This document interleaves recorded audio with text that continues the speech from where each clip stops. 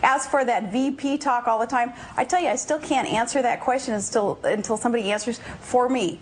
What is it exactly that the VP does every day? I'm used to being very productive and working real hard in administration. We want to make sure that that VP slot would be a fruitful type of position.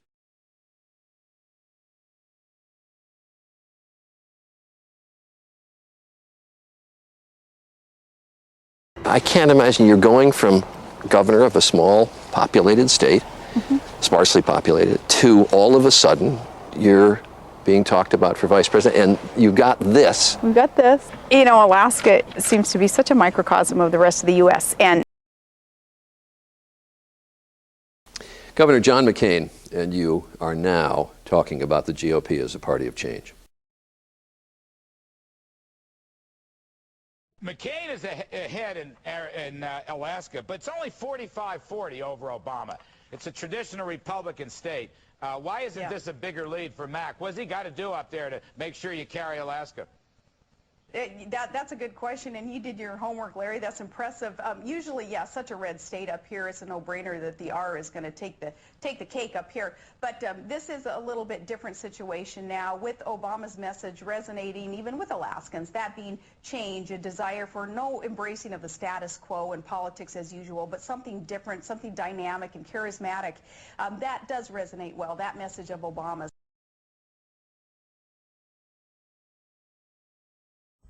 John McCain says he's about change too. He's even started using some of my lines.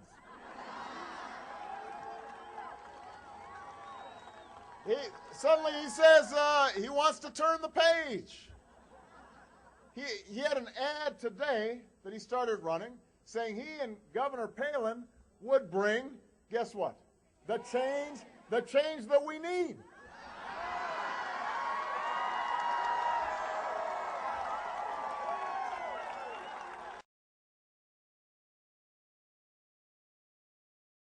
We've got a very sick economy. Tell me the three principal things you would do to change the Bush economic policies.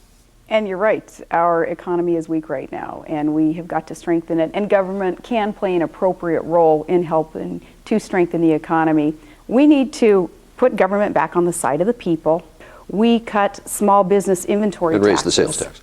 When people came to local government and said, we want a sports arena here, I said, that's fine, and I want a sports arena also, but we're going to have to pay for it. Yeah, I didn't want to get off on Wasilla, but you came into the city with a debt-free city and left it with considerable millions of dollars of debt. A $13 million sports arena that we bonded for. But see, we put government on the side of the people by asking them if that's what they wanted. It was a question on the ballot, and they got to vote yes or no, so that's what we did.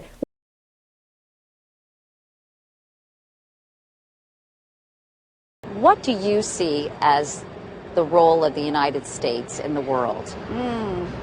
The way that I have understood the world is through education, through books. Sarah Palin raised questions about removing books in the public library and then tried to fire the town librarian.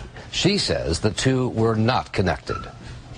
Around the time Palin became mayor, the church and other conservative Christians began to focus on certain books available in local stores and in the town library.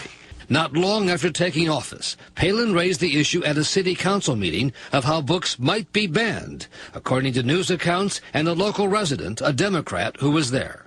Mayor Palin asked the librarian, what is your response if I asked you to remove some books from the collection of the Wasilla Public Library?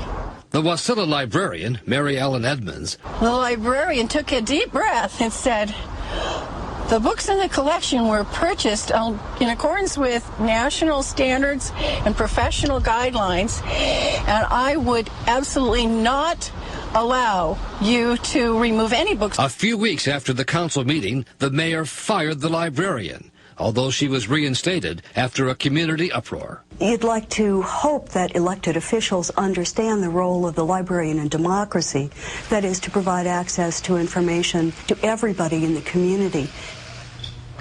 The Wasilla librarian, Mary Ellen Edmonds, left 2 years later, and according to friends, because it was just too hard working for Sarah Palin. In a conversation with me yesterday, the librarian said that she acknowledged her treatment by Palin had been very rough. I just don't care to revisit that time of my life, she told me. Do you agree with the Bush doctrine? In what respect, Charlie? What do you interpret it to be? His worldview? No, the Bush doctrine, enunciated September 2002, before the Iraq War. I believe that what President Bush has attempted to do is rid this world of Islamic extremism, terrorists who are hell-bent on destroying our nation. There have been blunders along the way, though. There have been mistakes made. The Bush doctrine, as I understand it, is that we have the right of anticipatory self-defense, that we have the right to a preemptive strike against any other country that we think is going to attack us.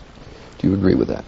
Charlie, if there is legitimate and enough intelligence that tells us that a strike is imminent against American people, we have every right to defend our country. For Reed, you wrote a provocative column. I woke up this morning and read it in the Washington Post. Among other things, you said this. You said, Senator McCain says he always puts country first. In this important case, it is simply not true. It applies all the more seriously to the people we are considering having as president and vice president. They have to be able to govern. How with the Pakistan situation? What's your thoughts about that? In Pakistan? Yeah, what's going on over there?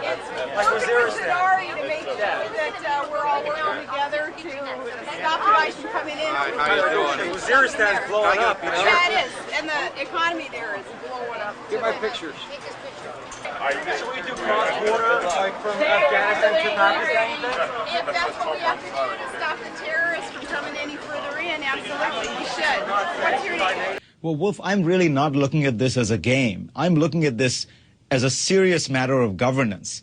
You've cited Alaska's proximity to Russia as part of your foreign policy experience. What did you mean by that? That Alaska has a very narrow maritime border between a foreign country, Russia, and on our other side, the land boundary that we have with Canada. Explain to me why that enhances your foreign policy credentials. Well, it certainly does, because our next door neighbors are foreign countries. They're in the state that I am the executive of. And have you ever been involved with any negotiations, for example, with the Russians? We have trade missions back and forth. We do.